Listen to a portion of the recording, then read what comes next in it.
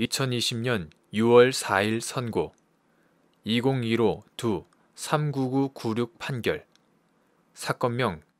요양급여 비용 징수 처분 취소 청구 판시사항 1. 의료기관을 개설할 수 없는 자가 개설한 의료기관이 요양기관으로서 요양급여를 실시하고 그 급여 비용을 청구한 경우 구 국민건강보험법 제52조 제1항, 제70조 제1항, 제3항에서 정한 부당이득 징수 처분의 상대방인 요양기관에 해당하는지 여부, 적극 및 이러한 의료기관이 요양급여 비용을 청구하는 것이 사위 기타 부당한 방법에 해당하는지 여부, 적극. 판결요지 1. 구 국민건강보험법 2011년 12월 31일 법률 제111415로 전부 개정되기 전의 것 이하 같다. 제39조, 제43조, 제52조 제1항, 제70조 제1항, 제3항, 제40조 제1항 제1호 구의료법 2007년 4월 11일 법률 제8366호로 전부 개정되기 전의 것 제30조 제2항, 제53조 제1항 제2호, 제66조 제3호, 제69조의 내용과 체제 등에 비추어 보면 의료기관을 개설할 수 없는 자가 개설한 의료기관은 국민건강보험법상 요양기관이 될 수 없지만 이러한 의료기관이라 하더라도 요양기관으로서 요양급여를 실시하고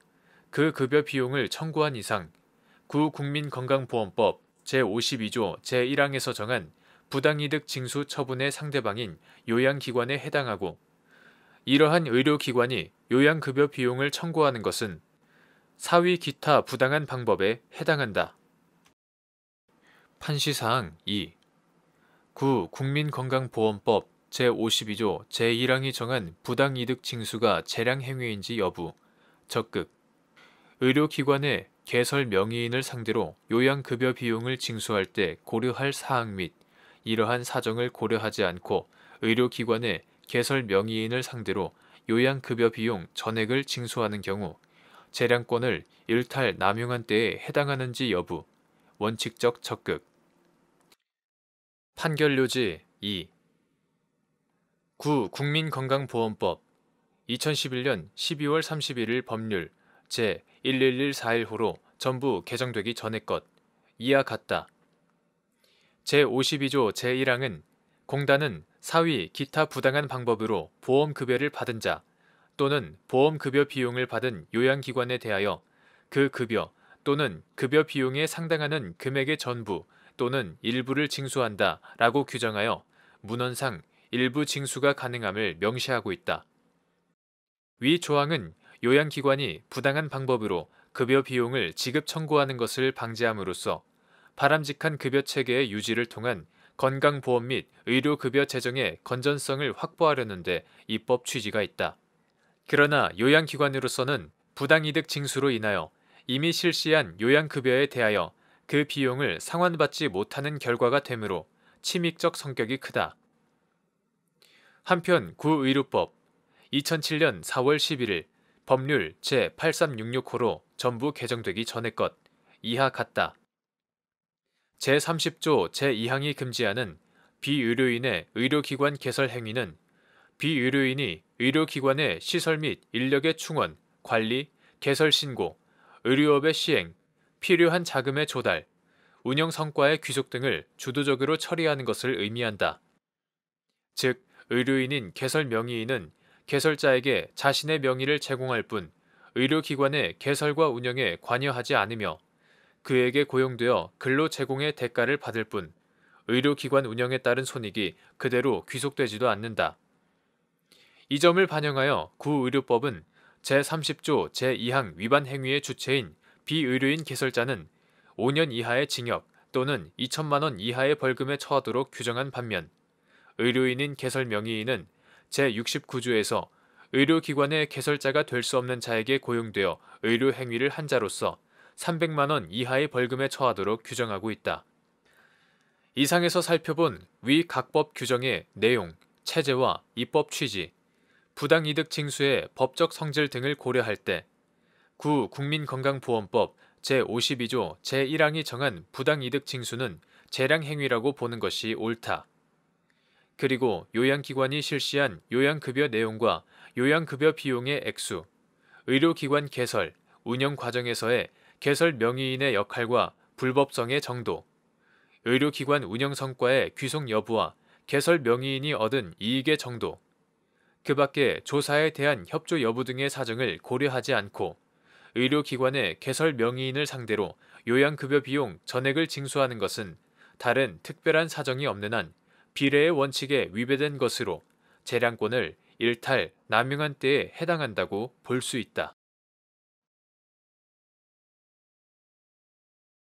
대법원 2020년 6월 4일 선고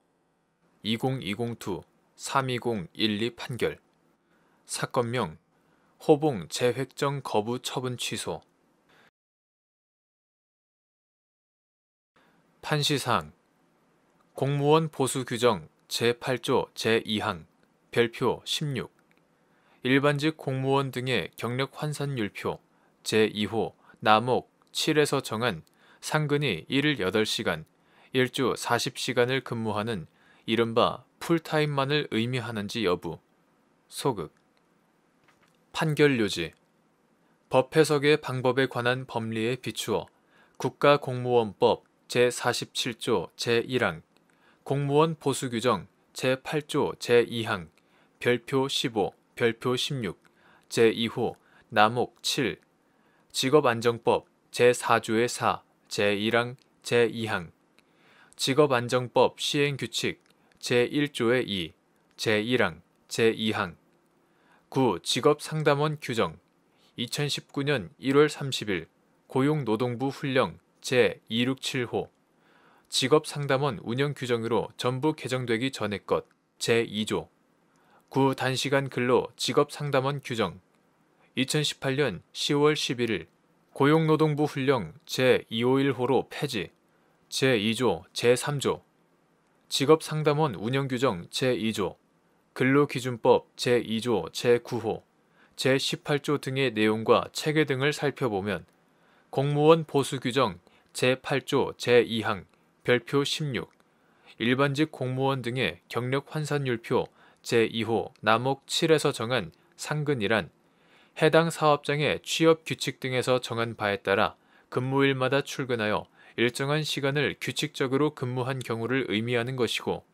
1일 8시간, 일주 40시간을 근무하는 이른바 풀타임만을 의미하는 것은 아니다. 대법원 2020년 6월 11일 선고 2019-49359 판결 사건명 과징금 부과 처분 취소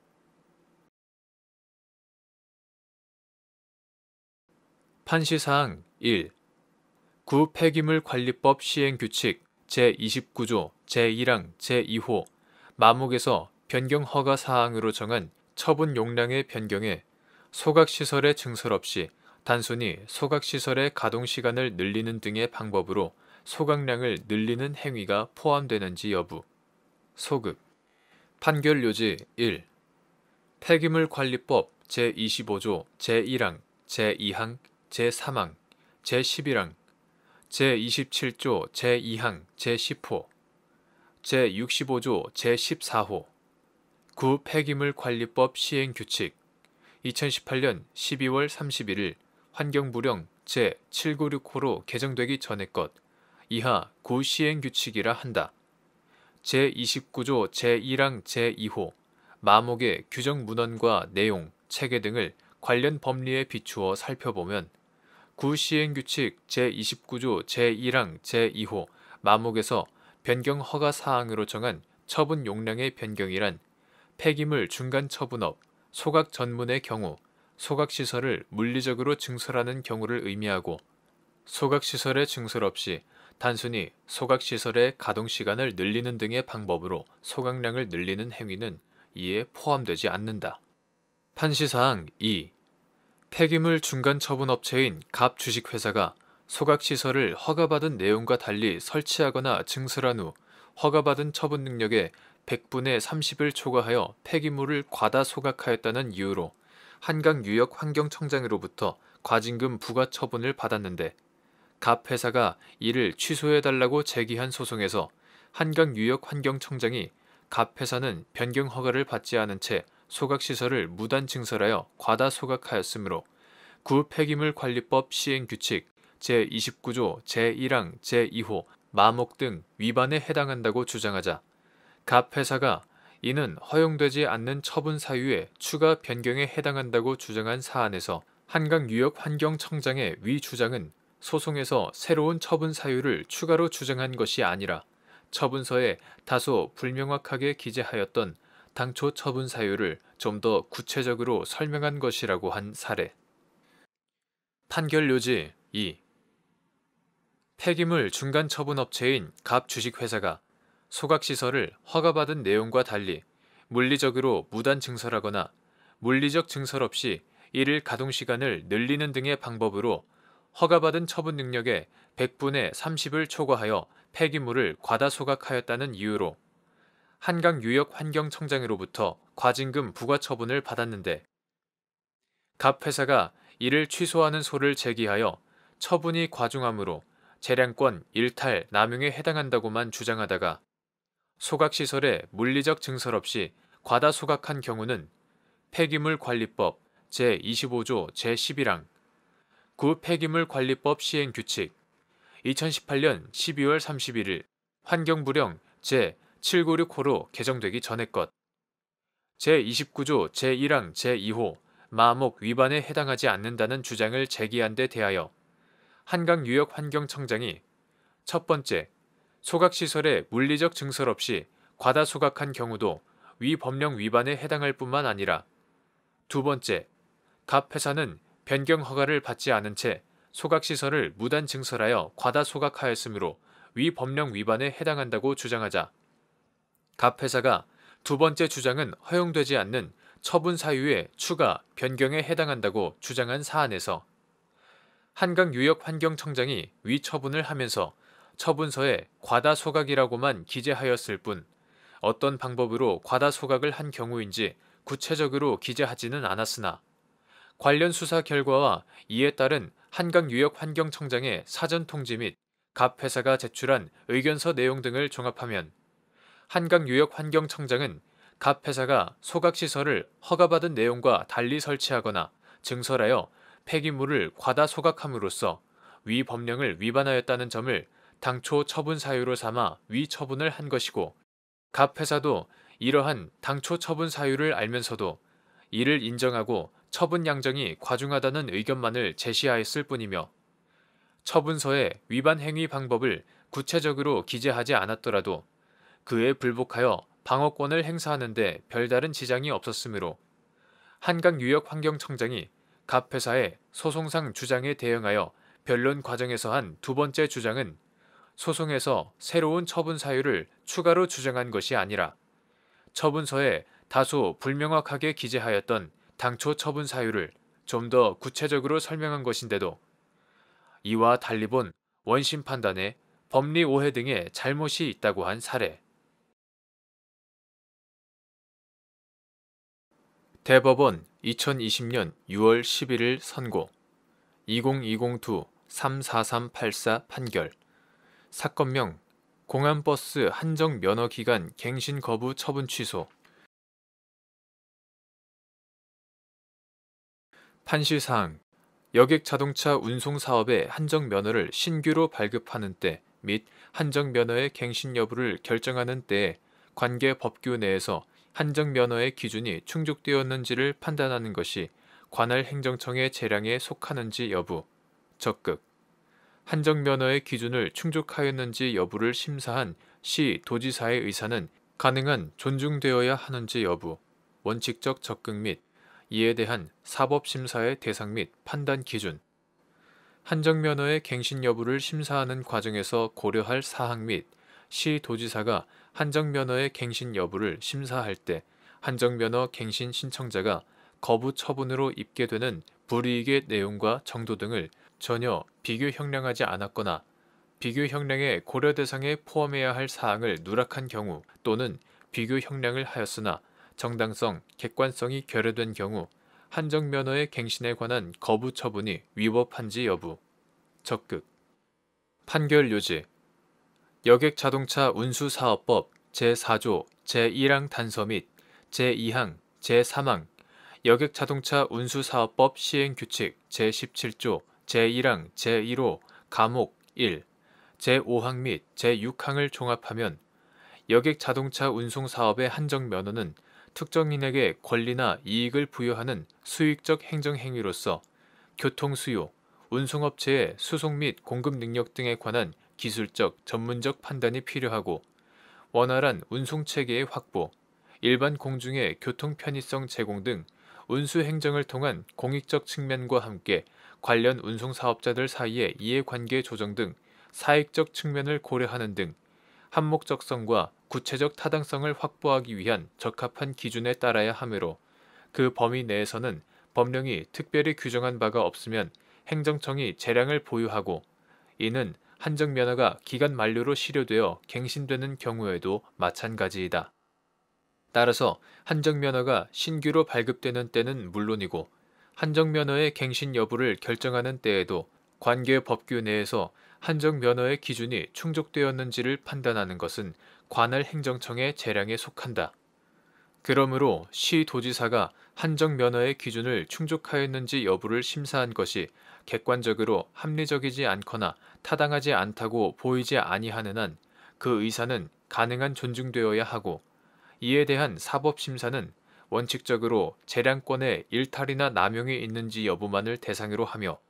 사실 오인과 비례, 평등의 원칙 위반 여부 등이 판단 기준이 된다. 특히 한정면허의 갱신은 신규 면허 당시에 구비하였던 여객자동차 운수사업법 시행규칙 제17조 제1항 각 호의 요건이 그 후 시간의 경과에 따라 해당 요건을 충족하지 않게 된 경우 종전의 한정면허가 더는 유지되지 않게 함으로써 여객자동차 운수사업의 건전한 발전을 도모하는 데에 목적이 있다. 다른 한편으로 한정면허의 갱신을 신청하는 자가 과거에 여객자동차 운수사업법 시행규칙 제17조 제1항 각 호의 요건을 충족한 것으로 인정받아 한정면허를 받은 바 있고 그에 따라 이미 많은 자본을 투자하여 상당한 인원과 설비를 갖추었다면